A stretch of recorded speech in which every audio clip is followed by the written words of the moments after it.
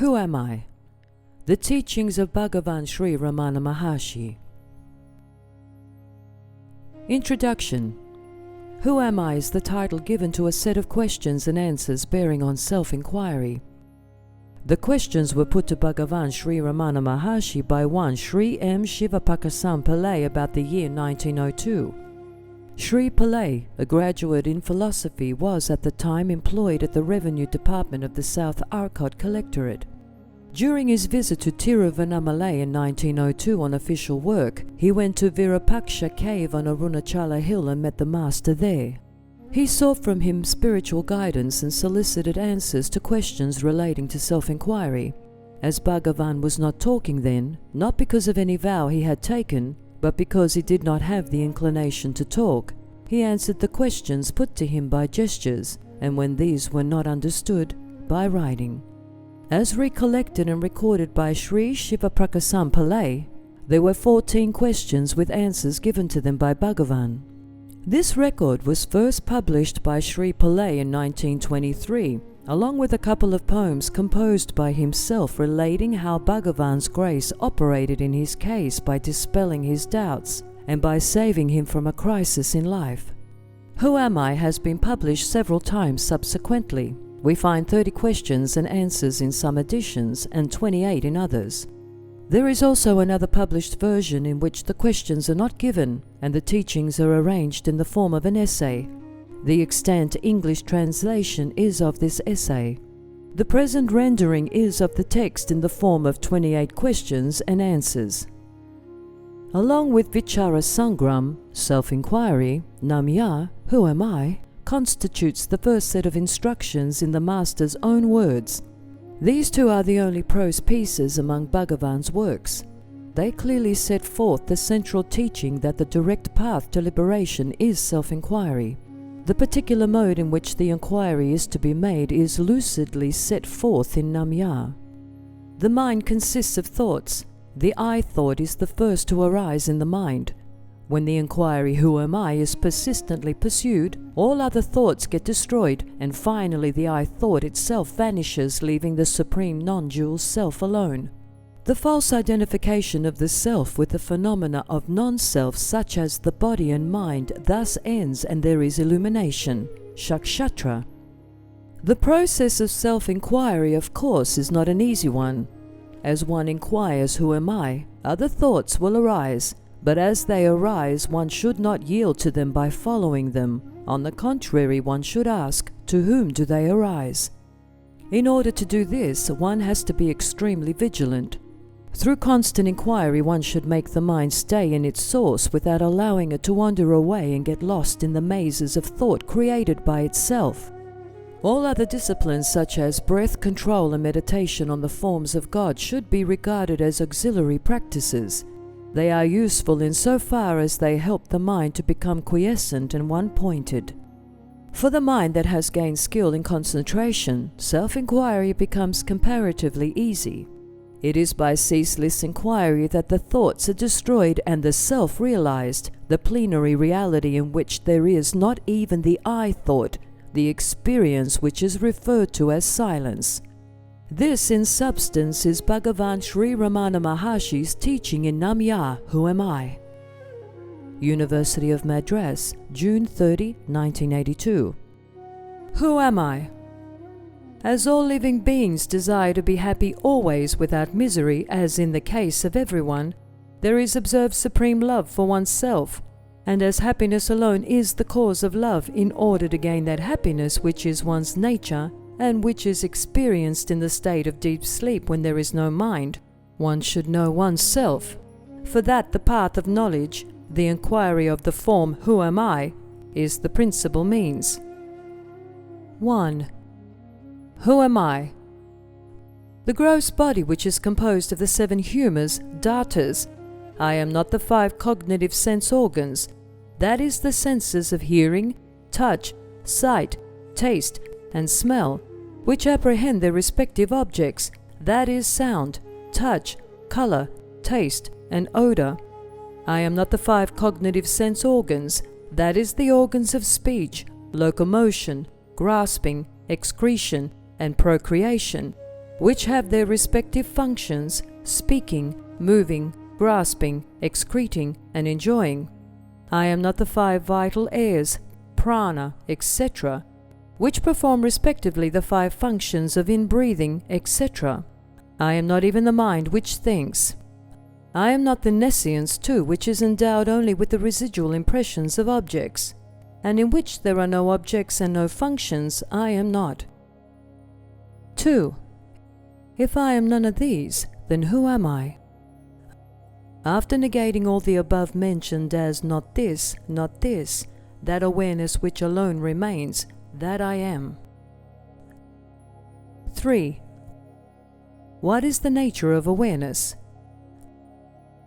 The nature of awareness is existence, consciousness, bliss. 4. When will the realization of the self be gained? When the world which is what is seen has been removed, there will be realization of the self which is the seer. 5. Will there not be realization of the self even while the world is there, taken as real? There will not be. 6. Why? The seer and the object seen are like the rope and the snake. Just as the knowledge of the rope, which is the substrate, will not arise unless the false knowledge of the illusory serpent goes, so the realization of the self, which is the substrate, will not be gained unless the belief that the world is real is removed. 7. When will the world, which is the object seen, be removed? When the mind, which is the cause of all cognitions and all of actions, becomes quiescent, the world will disappear. 8. What is the nature of the mind? What is called mind is a wondrous power residing in the self. It causes all thoughts to arise. Apart from thoughts, there is no such thing as mind. Therefore, thought is the nature of mind. Apart from thoughts, there is no independent entity called the world. In deep sleep, there are no thoughts and there is no world. In the states of waking and dream, there are thoughts and there is a world also. Just as the spider emits the thread of the web outside of itself and again withdraws it into itself, likewise the mind projects the world outside of itself and again resolves it into itself. When the mind comes out of the self, the world appears. Therefore, when the world appears to be real, the self does not appear, and when the self appears, shines, the world does not appear. When one persistently inquires into the nature of the mind will end leaving the self as the residue. What is referred to as the self is the Atman. The mind always exists only in dependence on something gross. It cannot stay alone. It is the mind that is called the subtle body or the soul, jiva. 9. What is the path of inquiry for understanding the nature of the mind? That which rises as I in this body is the mind.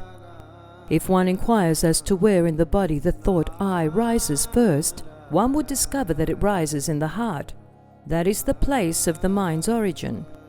Even if one thinks constantly I, one will be led to that place. Of all the thoughts that arise in the mind, the I thought is the first. It is only after the rise of this that the other thoughts arise. It is after the appearance of the first personal pronoun that the second and third personal pronouns appear. Without the first personal pronoun, there will not be a second and third. 10. How will the mind become quiescent? By the inquiry, who am I? The thought, who am I, will destroy all other thoughts. And like the stick used to stir the burning pyre, it will itself in the end get destroyed. Then there will arise self-realization. 11. What is the means for constantly holding on to the thought, who am I? When other thoughts arise, one should not pursue them, but should inquire to whom do they arise. It does not matter how many thoughts arise. As each thought arises, one should inquire with diligence, to whom has this thought arisen? The answer that would emerge would be to me. Thereupon, if one inquires, who am I, the mind will go back to its source, and the thought that arose will become quiescent. With repeated practice in this manner, the mind will develop the skill to stay in its source.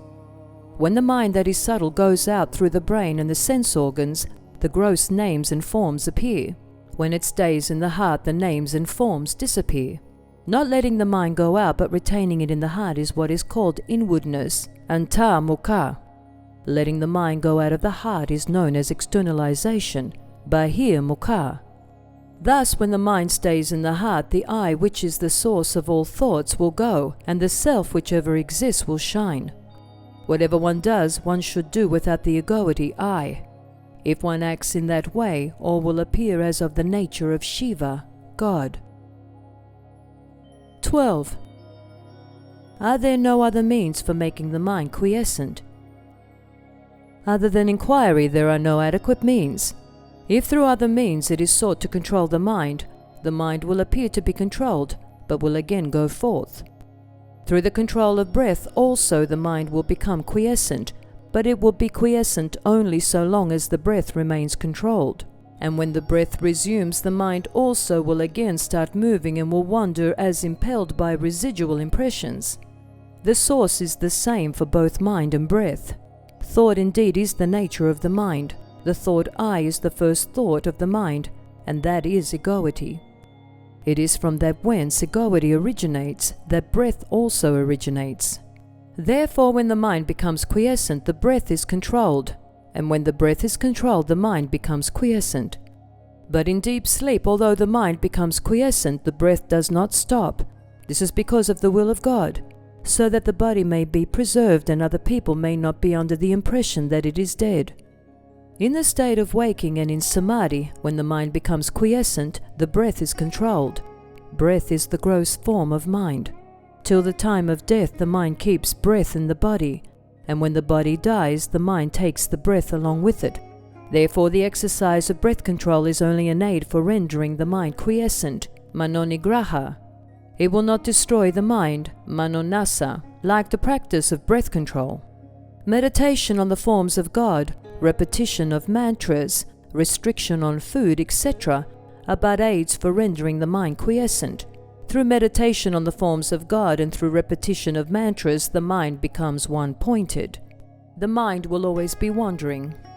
Just as when a chain is given to an elephant to hold in its trunk, it will go along grasping the chain and nothing else. So also when the mind is occupied with a name or form, it will grasp that alone. When the mind expands in the form of countless thoughts, each thought becomes weak, but as thoughts get resolved, the mind becomes one-pointed and strong. For such a mind, self-inquiry will become easy. Of all the restrictive rules, that relating to the taking of sattvic food in moderate quantities is the best.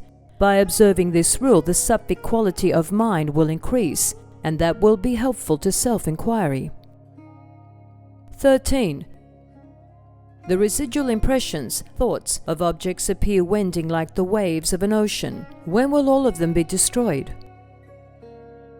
As the meditation on the self rises higher and higher, the thoughts will get destroyed. 14. Is it possible for the residual impressions of objects that come from beginningless time, as it were, to be resolved, and for one to remain as the pure self? Without yielding to the doubt, is it possible or not, one should persistently hold on to the meditation on the self. Even if one be a great sinner, one should not worry or weep, "Oh, I am a sinner, how can I be saved?" One should completely renounce the thought, "I am a sinner," and concentrate keenly on meditation on the self, then one would surely succeed. There are not two minds, one good and the other evil. The mind is only one.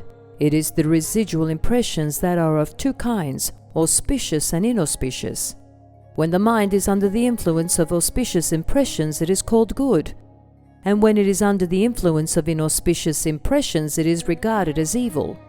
The mind should not be allowed to wander towards worldly objects and what concerns other people. However bad other people may be, one should bear no hatred for them. Both desire and hatred should be eschewed. All that one gives to others, one gives to oneself. If this truth is understood, who will not give to others? When oneself arises, all arises. When oneself becomes quiescent, all becomes quiescent. To that extent we behave with humility, to that extent there will result good. If the mind is rendered quiescent, one may live anywhere. 15. How long should inquiry be practiced?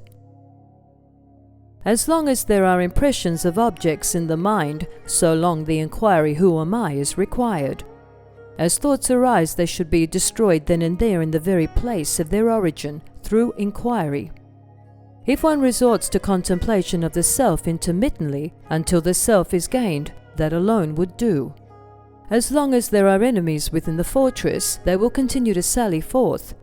If they are destroyed as they emerge, the fortress will fall into our hands. 16. What is the nature of the self? What exists in truth is the self alone. The world, the individual soul, and God are appearances in it. Like silver in mother of pearl, these three appear at the same time and disappear at the same time. The self is where there is absolutely no I thought. That is called silence.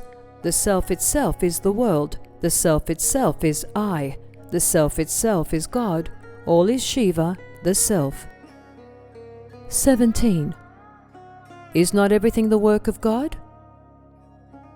Without desire, resolve, or effort, the sun rises, and in its mere presence the sunstone emits fire, the lotus blooms, water evaporates, people perform their various functions and then rest. Just as in the presence of the magnet the needle moves, it is by virtue of the mere presence of God that the souls governed by the three cosmic functions, or the fivefold divine activity, perform their actions and then rest in accordance with their respective karmas. God has no resolve, no karma attaches itself to him. That is like worldly actions not affecting the sun, or like the merits and demerits of all the other four elements not affecting all-pervading space. 18. Of the devotees, who is the greatest? He who gives himself up to the self that is God is the most excellent devotee. Giving oneself up to God means remaining constantly in the self without giving room for the rise of any thoughts other than that of the self. Whatever burdens are thrown on God, he bears them. Since the supreme power of God makes all things move, why should we, without submitting ourselves to it, constantly worry ourselves with thoughts as to what should be done and what should not be done and how not? We know that the train carries all loads, so after getting on it, why should we carry our small luggage on our heads to our discomfort instead of putting it down in the train and feeling at ease? 19. What is non-attachment? As thoughts arise, destroying them utterly without any residue in the very place of their origin is non-attachment.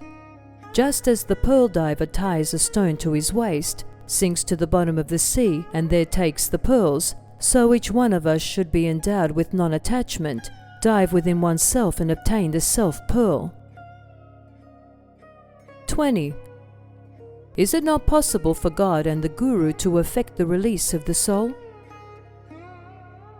God and the Guru will only show the way to release. They will not by themselves take the soul to the state of release. In truth, God and the Guru are not different. Just as the prey which has fallen into the jaws of the tiger has no escape, so those who have come within the ambit of the Guru's gracious look will be saved by the Guru and will not be lost. Yet each one should by his own effort pursue the path shown by God and Guru and gain release. One can know oneself only with one's own eye of knowledge and not with somebody else's. Does he who is Ramana require the help of a mirror to know that he is Ramana? 21. Is it necessary for one who longs for release to inquire into the nature of categories, tattvas? Just as one who wants to throw away garbage has no need to analyze it and see what it is, so one who wants to know the self has no need to count the number of categories or inquire into their characteristics. What he has to do is to reject the categories that hide the self. The world should be considered like a dream. 22. Is there no difference between waking and dream? Waking is long and a dream is short. Other than this, there is no difference. Just as waking happenings seem real while awake, So do those in a dream while dreaming. In dream, the mind takes on another body. In both waking and dream states, thoughts, names, and forms occur simultaneously. 23. Is it any use reading books for those who long for release? All the texts say that in order to gain release, one should render the mind quiescent. Therefore, their conclusive teaching is that the mind should be rendered quiescent. Once this has been understood, there is no need for endless reading. In order to quieten the mind, one has only to inquire within oneself what one's self is. How could this search be done in books? One should know oneself with one's own eye of wisdom. The self is within the 5 sheaths, but books are outside them. Since the self has to be inquired into by discarding the 5 sheaths, it is futile to search for it in books. There will come a time when one will have to forget all that one has learned. 24. What is happiness? Happiness is the very nature of the self. Happiness and the self are not different. There is no happiness in any object of the world. We imagine through our ignorance that we derive happiness from objects. When the mind goes out, it experiences misery. In truth, when its desires are fulfilled, it returns to its own place and enjoys happiness that is the self. Similarly, in the states of sleep, samadhi, and fainting, and when the object desired is obtained or the object disliked is removed, the mind becomes inward turned and enjoys pure self-happiness. Thus the mind moves without rest, alternately goes out of the self and returning to it. Under the tree the shade is pleasant, out in the open the heat is scorching. A person who has been going about in the sun feels cool when he reaches the shade. Someone who keeps on going from the shade into the sun and then back into the shade is a fool. A wise man stays permanently in the shade.